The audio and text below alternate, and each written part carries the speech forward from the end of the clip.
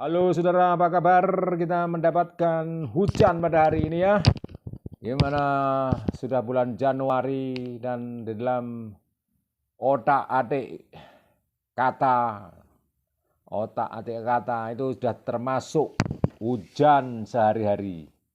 Kalau Desember itu gede-gede nih sumber, kalau Januari hujan sehari-hari, yaitu akal-akalnya orang Jawa. Kemarin itu Desember sumber airnya tidak banyak, tidak seperti tahun-tahun yang lalu.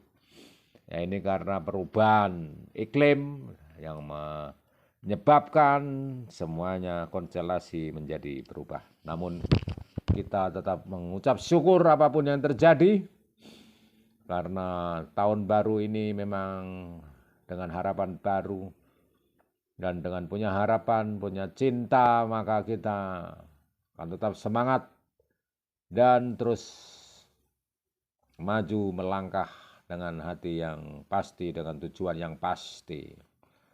Karena ada firman yang mengatakan bahwa hati yang gembira adalah obat, tetapi semangat yang patah keringkan tulang. Apakah hal itu masuk akal? Ya, karena ini adalah konten dari channel yang berbasiskan filsafat. Maka pertanyaan apakah ini masuk akal? Itu kita ajukan sebagai tesis. Dan ternyata memang betul secara ilmu kesehatan, hati yang gembira itu merupakan obat yang mujarab. Jadi adalah salah satu manajemen kesehatan, ya. Itu ada 3 hal penting, yaitu 1, lingkungan, 2, bibit atau genetik, yang ketiga adalah pakan. Nah, yang dimaksud dengan lingkungan ini termasuk di dalamnya lingkungan ada yang berpengaruh pada makhluk hidupnya, yaitu termasuk stres. Bila lingkungannya panas menyebabkan stres, maka mudah terjadi serangan penyakit. Selain itu dengan bibit genetik yang bagus itu akan membuat daya tahan kita bagus, dengan juga dengan pangan. Nah, kalau pangan itu pada manusia, sedangkan pada ternak itu pakan. Ya, jadi pangan atau makanan yang sehat itu sangat penting untuk kesehatan kita. Lingkungan yang bagus, termanajemen, ya, dan genetik yang bibit unggul.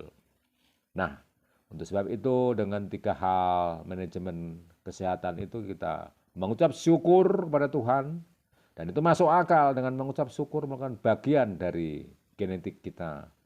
Karena kita ini juga adalah makhluk yang diciptakan oleh Tuhan. Apakah ini masuk akal? Ya tentu, ada pembahasan sendiri.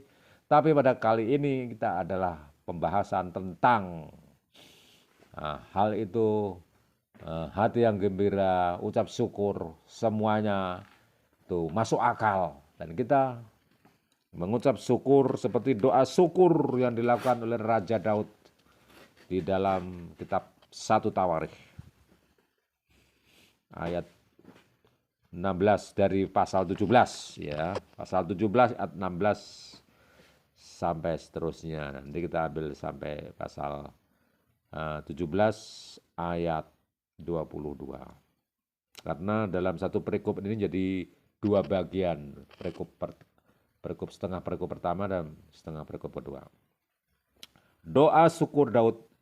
Lalu masuklah Raja Daud ke dalam, kemudian duduklah ia di hadapan Tuhan sambil berkata, "Siapakah aku ini ya Tuhan Allah, dan siapakah keluargaku sehingga Engkau membawa aku sampai sedemikian ini? Dan hal ini masih kurang di matamu ya Allah, sebab itu Engkau telah berfirman juga tentang keluarga hamba-Mu ini dalam masa yang masih jauh, dan telah memperlihatkan kepadaku serentetan manusia yang akan datang, ya Tuhan Allah. Apakah lagi yang dapat ditambahkan Daud kepadamu dalam hal Engkau memuliakan hamba-Mu ini? Bukankah Engkau yang mengenal hamba-Mu ini? Ya Tuhan, oleh karena hamba-Mu ini dan menurut hati-Mu, Engkau telah melakukan segala perkara yang besar ini dengan memberitahukan segala perkara yang besar itu.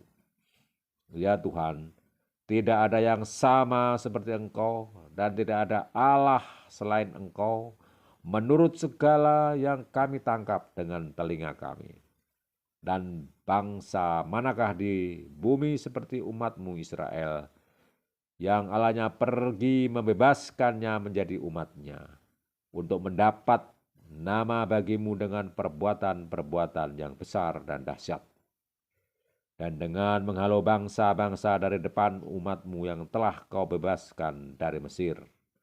Engkau telah membawa umat-Mu Israel menjadi umat-Mu untuk selama-lamanya. Dan Engkau, ya Tuhan, menjadi Allah mereka. Nah, ini tentu ada berbagai penafsiran yang berbeda tentang bangsa Israel yang ada di sini dengan bangsa Israel yang sekarang sedang melakukan peperangan dengan Hamas Palestina. Ya, kita tidak mencampur baurkan ini dengan kepentingan politik hal itu. Tapi yang di sini adalah bangsa Israel pada saat itu, pada saat Raja Daud atau Nabi Daud hidup.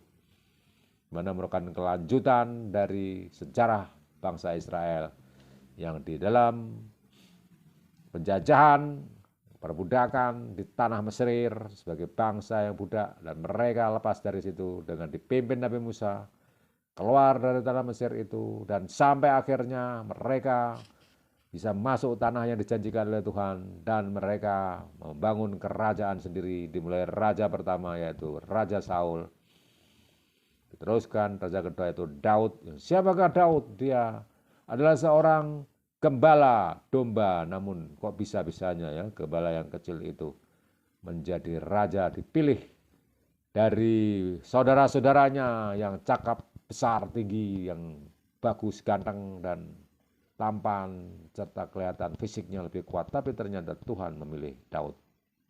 Dan melalui banyak peristiwa dalam penganiayaan, pengejaran oleh Saul, dan melawan bangsa-bangsa yang lain, melawan Goliat, melawan bangsa Filistin saat itu, semuanya Daud bisa memenangkan. Dan dia membawa Israel menjadi besar, dan akhirnya akan menjadi kerajaan yang terbesar pada saat itu, dengan raja yang terbesar yaitu Raja Salomo atau Sulaiman, anak Daud sendiri. Nah, semuanya di sini Daud bersyukur karena pimpinan Tuhan itu. Pada saat itu, kita batasi pada saat itu. Untuk selanjutnya, penafsiran berbeda, boleh berbeda dan sebagainya. Namun, di sini dikatakan untuk selama-lamanya, bangsa Israel akan dilindungi Tuhan. Itu pun ada penafsiran bahwa yang dimaksud dengan situ adalah Israel rohani. Jadi, tidak ada hubungannya dengan Israel yang sekarang berperang melawan Hamas. Tapi kalaupun ada yang menafsirkannya berbeda, silakan.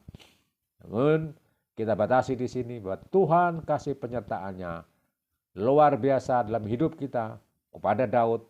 Ya, direfleksikan dengan Daud, maka kita dapat bersyukur pula bahwa pada tahun baru ini, tahun 2024, kita mengalami peristiwa yang besar pada tahun 2023, dan kita bersyukur segala hal dapat terjadi pada saat itu. Ketika kita kekurangan, kita dicukupi. Ketika kita lemah iman, kita dikuatkan. Ketika kita tidak punya apa-apa, kita diberi oleh Tuhan dengan gratis, tis.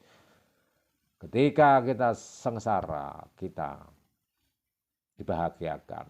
Dan ketika kita merasa sakit, Tuhan menyembuhkan. Dan itu masuk akal seluruhnya. Ada hubungannya antara satu dengan yang lain. Stres itu dapat menyebabkan penyakit. Untuk tidak stres, kita harus mengucap syukur dan istirahat yang cukup, makan yang bergizi, dan lingkungan yang bersih, manajemen kesehatan. Ini masuk akal seluruhnya. Kita bersyukur pada Tuhan karena penyertaannya luar biasa sekarang dan selama-lamanya. Dan ini untuk melangkah selanjutnya pun, kita tetap menjaga keseimbangan manajemen kesehatan ini. Jangan stres, makan yang bergizi, istirahat cukup, dan manajemen lingkungan yang bagus dengan bibit yang bagus ini harus selalu diimbangi dengan udara yang segar, sinar matahari, gerak atau exercise atau olahraga, trust in God atau berdoa, istirahat cukup, air yang segar, yang bersih. Nah, saudara, silakan dilengkapi kekurangannya. Selamat tahun baru 2020.